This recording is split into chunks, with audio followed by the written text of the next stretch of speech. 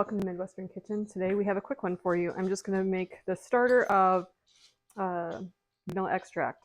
I have a pure maple syrup container that my husband uses, glass. 80% proof vodka. Just got the cheapest one. I don't drink, so we'll use what we don't, and then it'll go in the freezer, and I'll use it when this diminishes. When I use it for gifts, and then I'll just refill it because you can reuse the beans over and over again to continue to make more and more vanilla extract. Every once in a while, I'll probably added a new bean. So I bought a pack of grade B vanilla beans on Walmart.com, and I'm going to use those for this project. My husband also has a vacuum sealer that we use to vacuum seal because I used 2 for a ice cream that I made not that long ago. They came with 28, so I'm using 24 for 32 ounces. So every 4 ounces, you're going to use 3 beans. And I had enough, so I thought it was going to be a little bit short on the beans since I had already previously used some. And I would need to maybe put a little bit less of the vodka in here to make up for that. What I did to start was I cut all of the beans lengthwise, made sure I made it through the skin. Now, I've seen a lot of people where they go in and they open the bean. That one's not cut all the way through.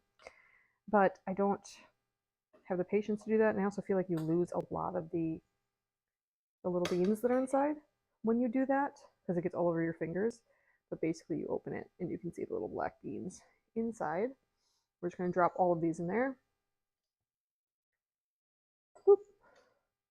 We just have to make sure that the full vanilla bean is completely covered. All right. I'm also going to try really hard not to get it on my counter because my white counters stain very easily. My poor husband is incredibly frustrated having to get stuff off of them.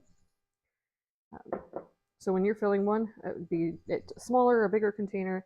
Just make sure your beans are fully covered with whatever this is so that there's no bacteria that can get in or on them, and that it gets all of the flavor. We're going to try to fill this all the way up with the vodka, and then we are going to store it. I'm going to store it in my pantry hutch for the first month because I have to swish it back and forth every day for that first month, and then it goes down to weekly or bi-weekly. Never have a napkin.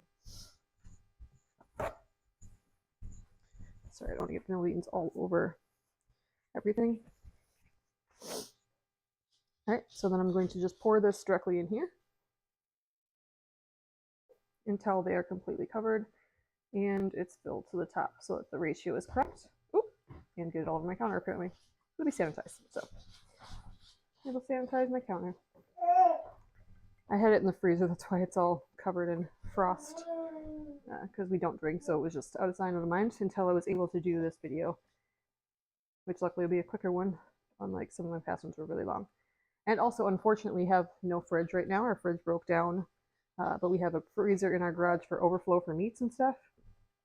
So we've been using that for emergency items that we can just thaw, but we've been eating a lot of takeout. We'll have a fridge in about 3 days. Hopefully, if nothing else happens to it. But by the grace of God, we got quite a bit of that money back for the fridge, be it a discount on the fridge, or we actually got a refund check in the mail for something else to help cover a lot of it. And that's where we know that God really does provide for us. The wrong cap. Dog hair everywhere.